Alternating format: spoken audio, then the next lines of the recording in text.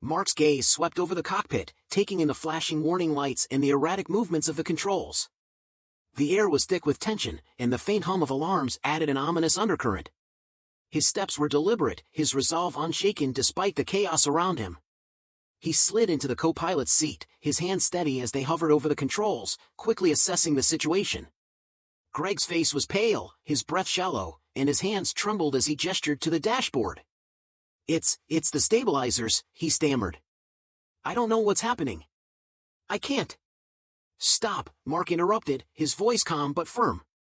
"Take a breath and tell me exactly what you've tried so far." Greg looked at him as if weighing whether to argue but seemed too overwhelmed to do so. "The autopilot's not responding.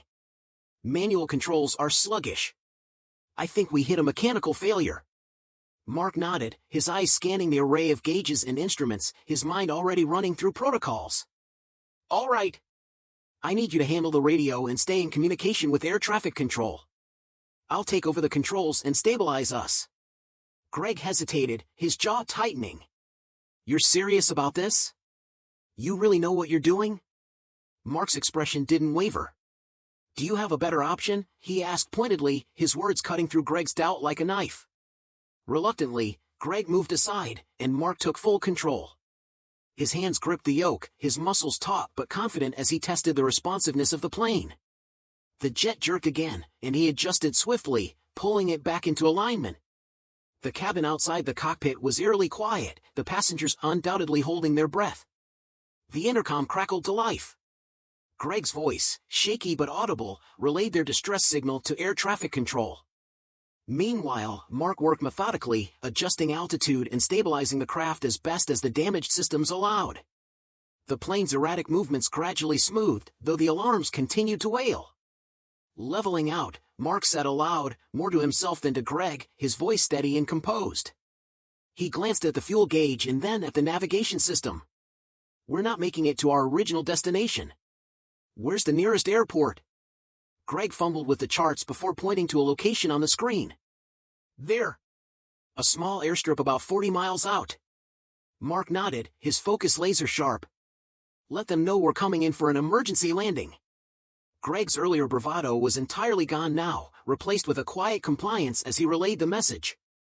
For the first time, Mark felt a flicker of control returning to the chaotic situation. But this was far from over. As the jet descended toward the makeshift runway, Mark felt the weight of every life on board pressing down on him. The engines sputtered briefly, a gut-wrenching reminder of how precarious their position was. He adjusted again, each move deliberate and precise. Outside, the runway came into view, a thin strip of asphalt surrounded by open fields. Mark's grip on the yoke tightened as he guided the plane lower, the roar of the engines filling the cabin. "Brace for landing," he announced over the intercom, his voice calm despite the tension. The plane touched down with a jarring thud, the tires screeching against the tarmac as Mark engaged the brakes. The craft shuddered but held together, finally grinding to a halt at the end of the runway. For a moment, there was silence, profound, almost deafening.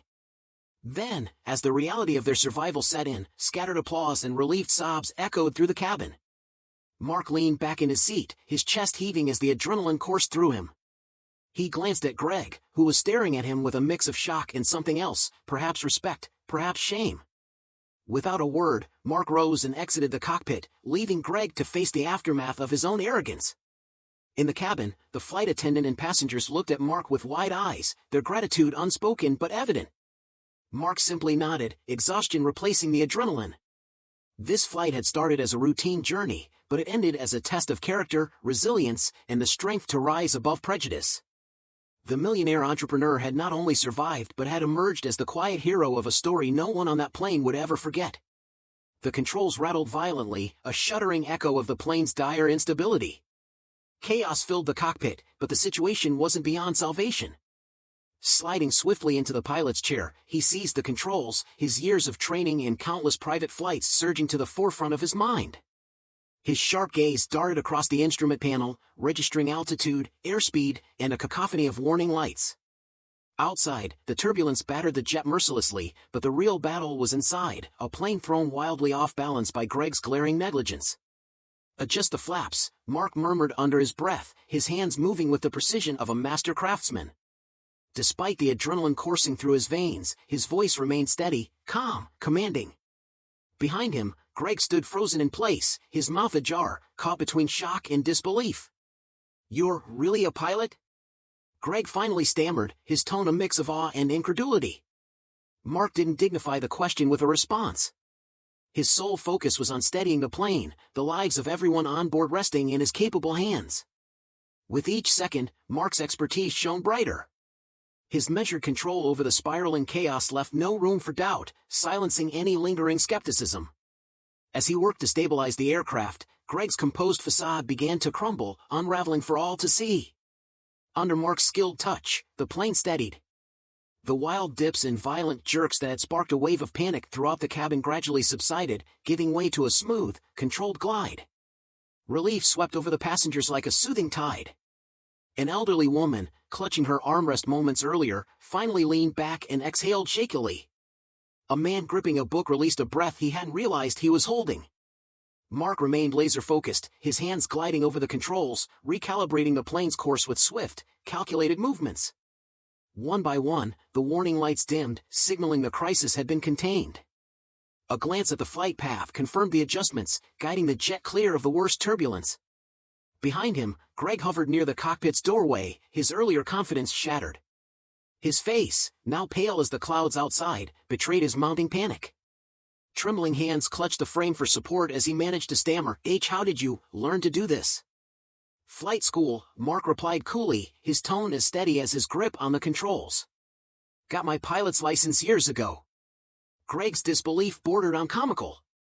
He slumped against the wall, muttering under his breath, I didn't think someone like you." Mark's sharp, controlled voice cut him off. "Someone like me just saved your passengers, your crew, and your plane. Maybe think about that the next time you make assumptions about someone's capabilities." The pointed words hit their mark. Greg's face reddened, but he offered no retort. Defeated, he shuffled back toward the cabin, avoiding the passengers' eyes. Those same passengers had witnessed everything and now cast looks of quiet contempt at the man who had claimed authority yet delivered none. At the doorway, the flight attendant gave Mark a nod of gratitude, her expression a mix of relief and respect. Once the plane was fully stabilized, Mark stepped out of the cockpit. Applause erupted almost immediately, filling the cabin with a chorus of appreciation. Holding up a hand, Mark quelled the clamor. "I just did what anyone with the training would do," he said firmly, his calm demeanor unwavering. "No need to thank me." An elderly woman, her voice trembling with emotion, clasped his hand tightly. "If it weren't for you," she paused, glancing toward Greg, who sat slumped in a corner, utterly defeated. "I don't know what would have happened." Where Greg once commanded the cabin's authority, only contempt remained. Where Mark once faced doubt, respect now stood unshakable.